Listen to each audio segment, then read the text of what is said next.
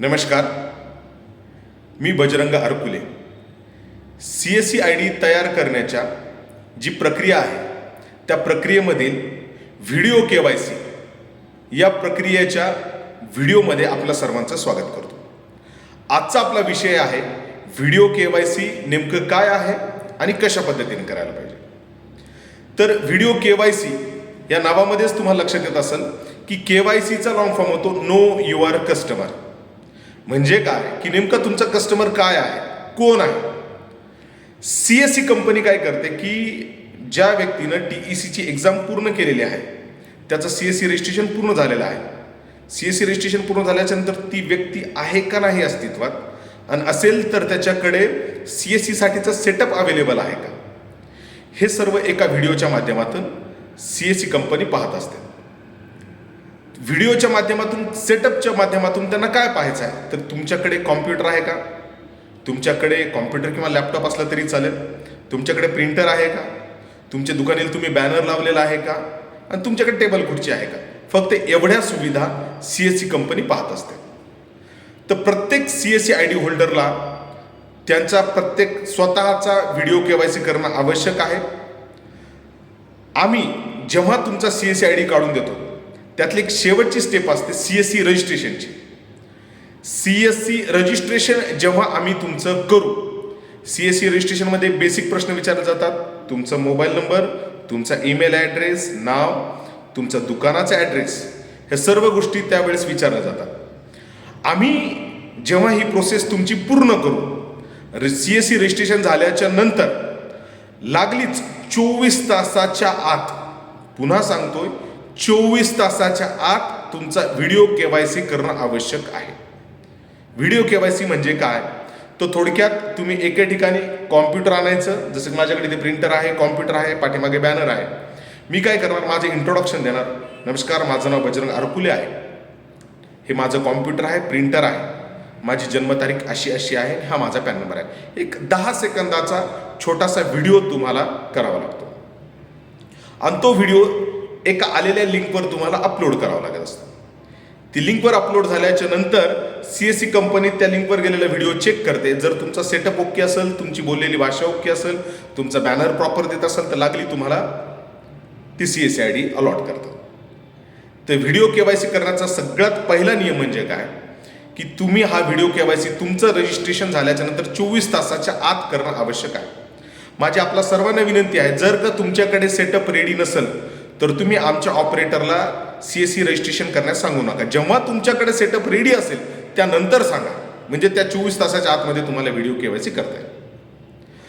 आता दुसरा महत्त्वाचा मुद्दा मी तुम्हाला सांगतो की आता ज्या अर्थी तुम्ही CSE-ID काढत आहात, मग बऱ्याच जणांना असा प्रश्न पडेल की माझ्याकडे तर कॉम्प्युटर नाही आहे, माझ्याकडे प्रिंटर नाही आहे, माझ्याकडे लॅपटॉप नाही आहे, हे नाही आहे, कॉम्प्युटर किंवा लॅपटॉप दोन्हीपैकी एक झालं, मग मी काय करावं.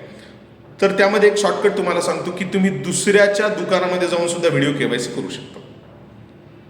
जो कोणी तुमचा एखादा मित्र असेल किंवा कोणाचं पाहुण्याचं दुकान असेल किंवा घरामध्ये असेल, तिथे जाऊन सुद्धा तुम्ही व्हिडिओ KYC करू शकता.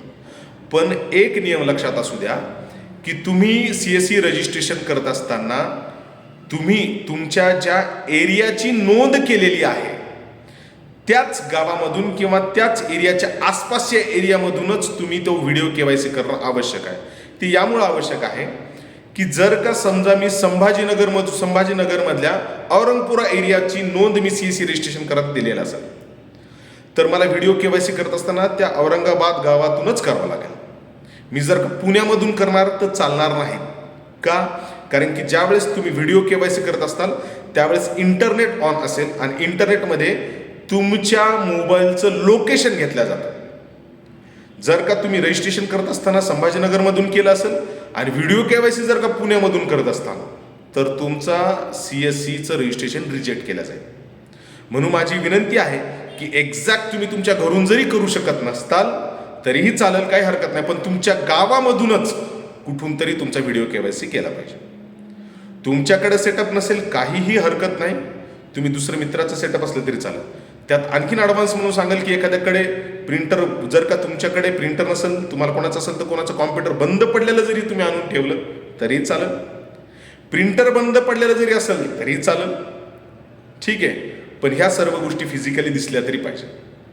दुसरं महत्त्वाचं म्हणजे तुम्हाला व्हिडिओ KYC करताना काय काय गोष्टी लागतील, तर सर्वात महत्त्वाचं म्हणजे की तुमच्याकडे एक कॉम्प्युटर पाहिजे, तुमच्याकडे एक प्रिंटर पाहिजे, तुमच्या पाठीमागे बॅनर पाहिजे आणि टेबल खुर्ची पाहिजे. एवढ्या गोष्टी त्या व्हिडिओमध्ये दिसल्या पाहिजे. दुसरं महत्त्वाचं म्हणजे व्हिडिओ KYC करताना तुमच्याकडे एक A4 साईज पेजवर, म्हणजे हे या टाईपचा A4 साईज पेज पाहिजे तुमच्याकडे.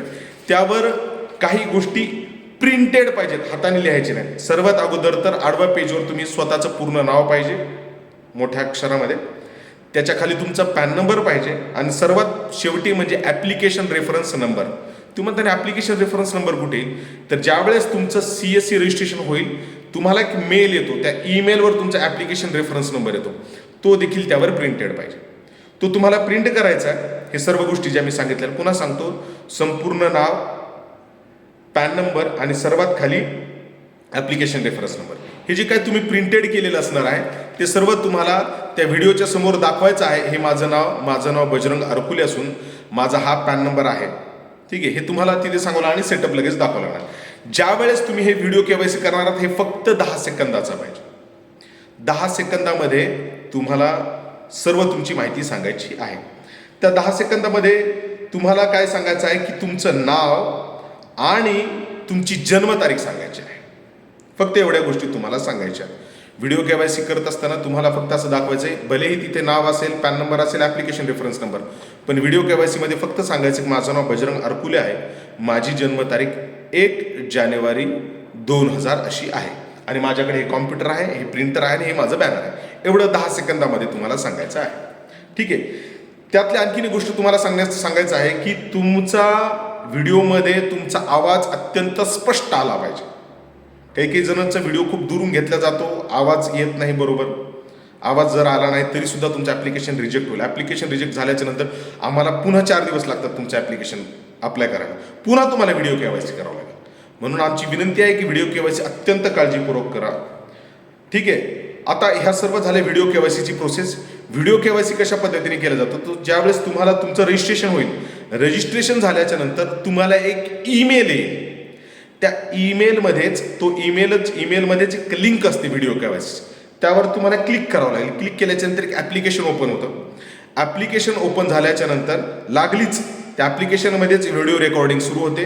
ठीक आहे, एक तर तुम्ही स्वतः सेल्फीसारखं तुम्ही व्हिडिओ रेकॉर्डिंग करू शकता किंवा घरातल्या कोणत्या मित्राला सुद्धा किंवा एखाद्या मित्राला किंवा घरातील एखाद्या मेंबरला तुम्ही ते सुरू करून म्हणू शकता आणि तुम्ही अशी प्रिंट दाखवून सर्व सेटअप तिथे तुम्ही दाखवू शकता. ठीक आहे, तर ही पूर्वतयारीचा व्हिडिओ आहे व्हिडिओ KYC करण्याचे. मी ह्या व्हिडिओमध्येच व्हिडिओ KYCचा एक सॅम्पल व्हिडिओ तुम्हाला लिंक इथे देईल की व्हिडिओ KYC नेमकं कशा पद्धतीने करायचे. ही पूर्ण माझी सर्वांनी विनंती आहे की व्हिडिओ KYCचं सेटअप झाल्याशिवाय आमच्या ऑपरेटरला तुम्ही रजिस्ट्रेशन करा असं सांगायचं नाही. ज्यावेळेस तुमची सेटअपची तयारी होईल त्यानंतरच सांगा की सर आमचं आता तुम्ही CSC रजिस्ट्रेशन करू शकतात, आम्ही व्हिडिओ KYC करायला तयार आहोत. ही थोडक्यात व्हिडिओ KYCची माहिती होती. आपण सर्वांनी व्हिडिओ ऐकला त्याबद्दल आपल्या सर्वांचे धन्यवाद. थँक्यू.